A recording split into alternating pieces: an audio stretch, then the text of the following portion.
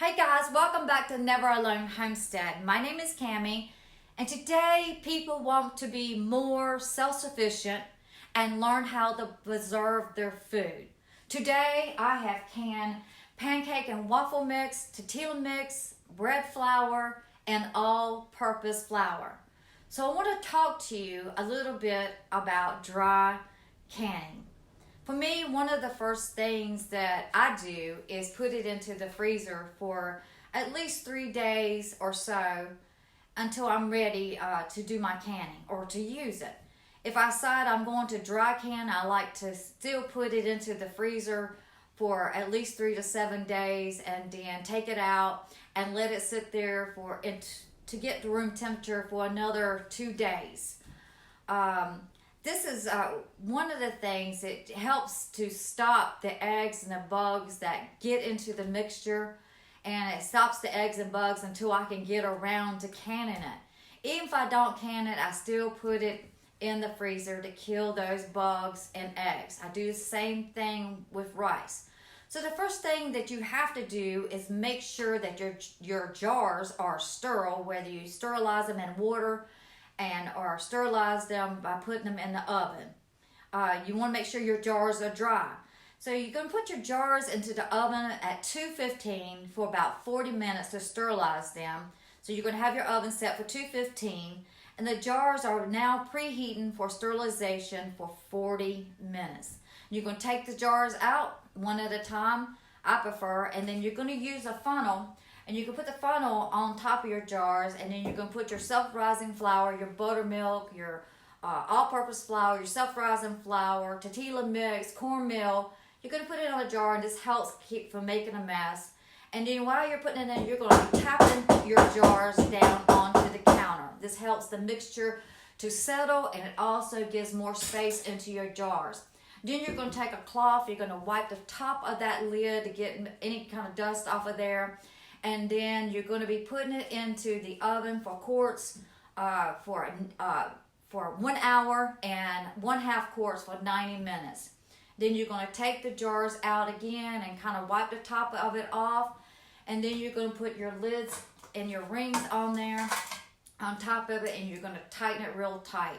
Usually I'll take and put my lids into the oven about 5 or 10 minutes before the buzzer goes off. This helps soften up the rings and also sterilizes these lids. So guys, I just want to give you a quick hint on some things. Also, one of the things I also do is that when I'm putting these mixtures in here, if you look at these mixtures, they all look just about alike. I have buttermilk, I have flour tortilla mix, I have bread flour, I have, that's bread flour again, and I have all-purpose flour. So they all look alike. So what I do, when I'm filling these jars up, I take a permanent marker and I write on this jar so I won't get confused. And then once they come out of the oven, I put my lids on there real tight, and this cools down. I'll take some masking tape and I'll write what this product is in case this permanent magic marker comes off somehow. You can write it on the lid also. But while these lids are, jars are still warm, this helps the masking tape to seal, hold pretty good. So, guys, I also use something like this. It makes it very convenient to put my lids in to help, get them out, to soften them up and sterilize them.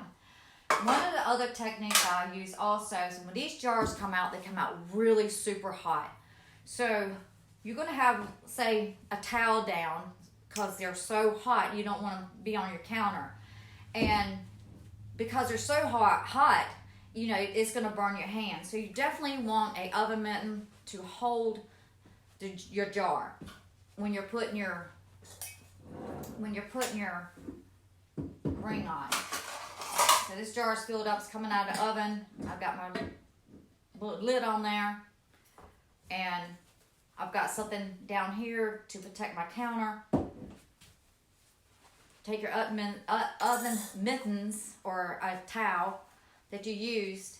And what I like to do, since you need these jars tight, once I screw my lid on there, to help get some good grip, I push it toward me and tighten it like that.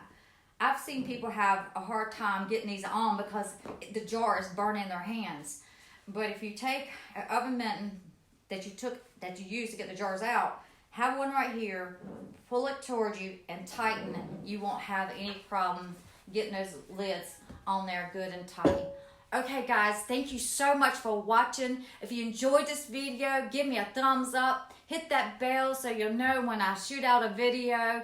And thank you so much, my subscribers. I appreciate you so much, and I appreciate the comments. I love it. I love getting comments. I love people who share with me, and I love to share back. So anyways, remember what I say. Make it a great day. God bless you.